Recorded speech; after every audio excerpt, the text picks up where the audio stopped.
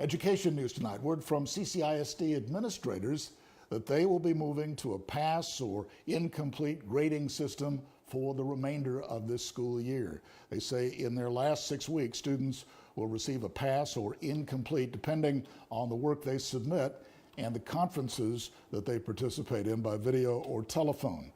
The new change affects students in first grade and above. Students will get an incomplete if they are failing at the 3-week progress report stage.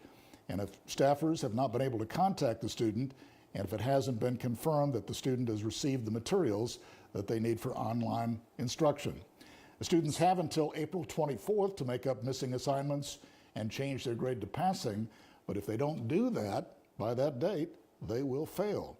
Right now, CCISD is still trying to get in touch with some 1,500 students for distance learning.